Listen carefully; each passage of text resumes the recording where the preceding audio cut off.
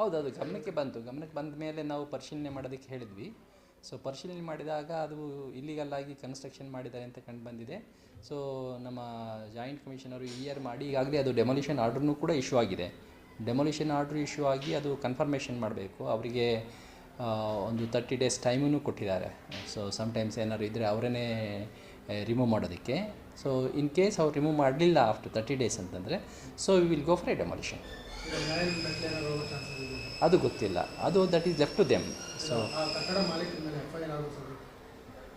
FIR demolition ಮಾಡೋಕ್ಕೆ ಹೇಳಿದ್ದೀವಿ ನಾವು. ಸೊ ಡೆಮೊಲಿಷನ್ ಆರ್ಡರ್ ಪ್ರಕಾರ ನಾವು will take it for demolition. ಹೌದು, ಯಾವ್ಯಾವುದು ಇಲ್ಲಿಗಲೇ 39 ಇದ್ರೆ 39 ಹೋಗುತ್ತೆ, ಇಲ್ಲ ಅದಕ್ಕಿಂತ ಜಾಸ್ತಿ ಇದ್ದರೆ ಜಾಸ್ತಿ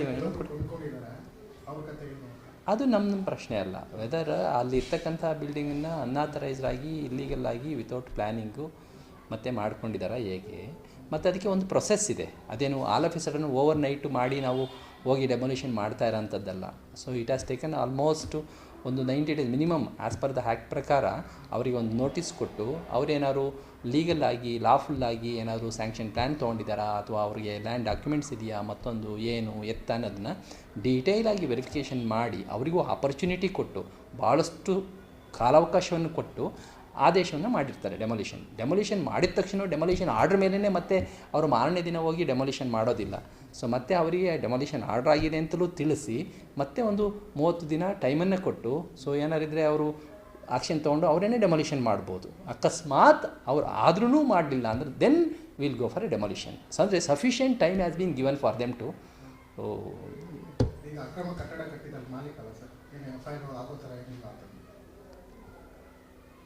ಇದು ಪ್ರೊಸೆಸ್ ಇದೆ, FIR ಪ್ರಶ್ನೆ ಅಲ್ಲ, ಇದು ಪ್ರೊಸೆಸ್ ಇದೆಯಲ್ಲ. ಸಕ್ರಮವಾಗಿ ಕಟ್ಟಿರೋದ್ರಿಂದ ಅದು ಬೇರೆ. ಅದು ಯಾವ ಲ್ಯಾಂಡಲ್ಲಿ ಕಟ್ಟಿದ್ದಾರೆ ನೀವು ಹೇಳ್ತಿರೋದು ಅದು ಬೇರೆ. ಸಮ್ಟೈಮ್ಸ್ ಏನಾಗ್ತದೆ, ಗೌರ್ಮೆಂಟ್ ಎನ್ಕ್ರೋಚ್ಮೆಂಟ್ ಇರ್ತದೆ, ಅದನ್ನು ತಹಸೀಲ್ದಾರ್ ಕಡೆಯಿಂದ ಆ್ಯಕ್ಷನ್ ಮಾಡ್ತಾರೆ. ಸೊ ನಮಗೆ ಓನ್ಲಿ ಇಲ್ಲಿಗಲ್ ಕನ್ಸ್ಟ್ರಕ್ಷನ್ಸ್ ಇರೋದ್ರಿಂದ so due process of law ಮಾಡಿ wherever demolition order has happened ಅಲ್ಲ, ಅಂದರೆ ಡೆಮೊಲಿಷನ್ ಆರ್ಡರ್ ಮಾಡಿದ್ದೇವೆ. ಸೊ ಡೆಮೊಲಿಷನ್ ಆರ್ಡ್ರನ್ನ ಅವರಿಗೆ ಸರ್ವ್ ಮಾಡಿ ಅವರಿಗೆ ಸಫಿಷಿಯೆಂಟ್ ಟೈಮ್ ಕಾನೂನಿನ ಅಡಿನಲ್ಲಿ ಇರೋ ಹಾಗೆ ಕೊಟ್ಟಿದ್ದೇವೆ. ಆದ್ರೂ ಕೂಡ ಅವರು ತೆರವುಗೊಳಿಸಲಿಲ್ಲ ಅಂದಾಗ ನಾವು ಅದನ್ನು ತೆರವುಗೊಳಿಸೋದಕ್ಕೆ ಕ್ರಮವನ್ನು ಕೈಗೊಳ್ತೀವಿ.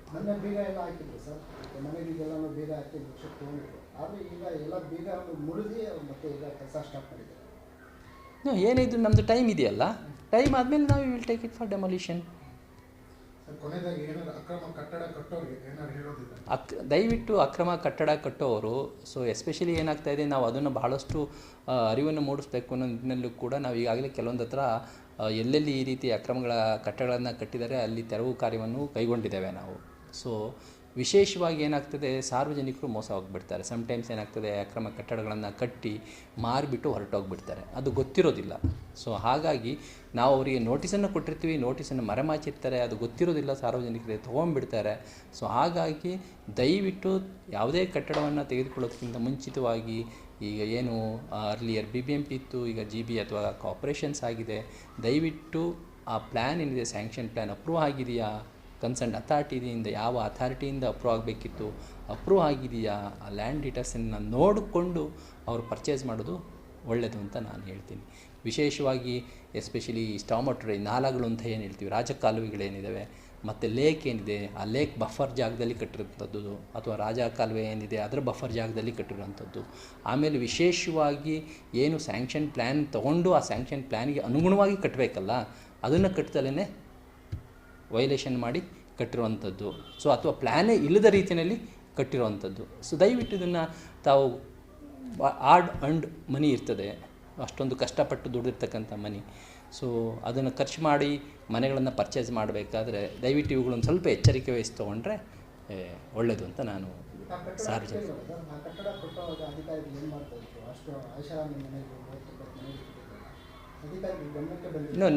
ನೀವು ನೋಡಿರಬೇಕು, ನಮ್ಮದು ಕಾರ್ಪೊರೇಷನ್ ಆದ ತಕ್ಷಣ ನಮ್ಮ ಗಮನಕ್ಕೆ ಬಂದಾಗ ನೋಟಿಸ್ ಕೊಟ್ಟು ಆ್ಯಕ್ಷನ್ ತೊಗೊಂಡಿದ್ದೀವಿ. ಈಗಾಗಲೇ ಡೆಮೊಲಿಷನ್ ಆರ್ಡ್ರನ್ನು ಕೂಡ ಪಾಸ್ ಮಾಡಿದ್ದಾರೆ.